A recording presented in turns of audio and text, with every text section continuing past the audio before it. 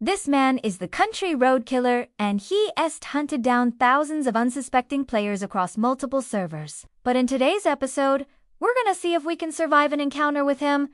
This is gonna be a tough one. The country road killer has over 700 hours in Minecraft and has played on over 200 different servers, meaning he has got tons of experience and has seen pretty much everything there is to see in this game. And after all these years, he's still going strong, dropping in new servers and hunting down unsuspecting players. In fact, just last week he managed to get his very first kill on Hypixel, which was absolutely insane to see. But it's not only Hypixel where he's getting kills. In the past month, he's been dominating WCA and has even been spotted playing on Factions, SMP Earth, and many more. But now that I know where he is, I have managed to track him down, and I am heading to the same server right now so I can try and fight back. But before we jump into the video, a huge shout out to this supporter for their super thanks donation. If you want to support the channel too, then links to my page are in the description below. And now let us try and not get instantly killed by the country road as soon as we join this SMP.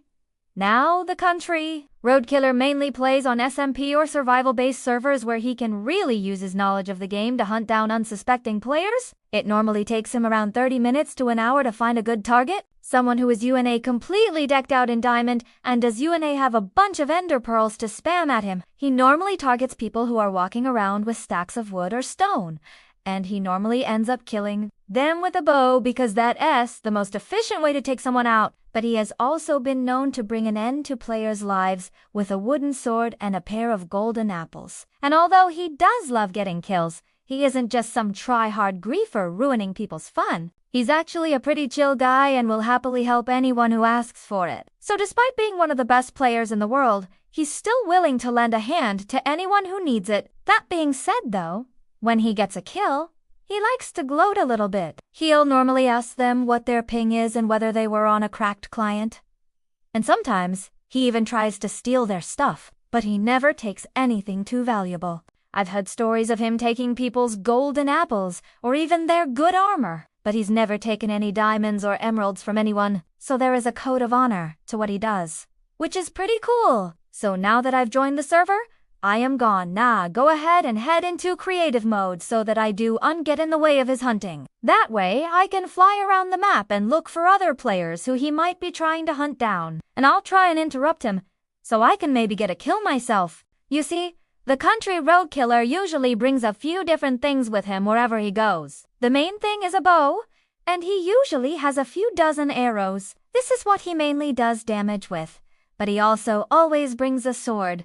Usually either a stone, iron, or diamond depending on what he's feeling that day. As well as this, he always brings at least 64 wooden planks, because he loves building small wooden towers whenever he finds a good hunting spot. These towers aren't anything special, just a simple 2x2 build with a roof, but they do make him a lot harder to attack. And with all of these items, he's able to hunt down and kill people who are sometimes half as good as him, which is pretty scary. But as scary as he is, I'm still going to try and take him down right now. So looking around the map, it looks like there's quite a few people mining away, but none of them seem very valuable. That being said, though, there is a group of people in the distance, and I am gone not try and see if he is there, because if I can get even one hit on him, then I'll be happy. It looks like there's no sign of the country road killer here, so I'm gonna try and head over to another popular mining location. That way, I can try and catch him off guard. Meanwhile, the country road killer is hopping between servers right now trying to find the perfect player to hunt down. He has already had 2 or 3 near misses where he thought he'd found a good target, but then they ran off before he could attack them, or they just simply killed him. So he's hoping that he can find someone good to kill before he gets bored and decides to call it a day. He has already had a long day of hunting and has racked up over 10 kills on this SMP alone, so he's really hoping that he can get a good target soon. Meanwhile, I've headed over to a different location on the map where I'm gone try and bait the country road killer. I'm gonna chop down some trees, pretend I'm a low-level player, and then try and lead him into a trap.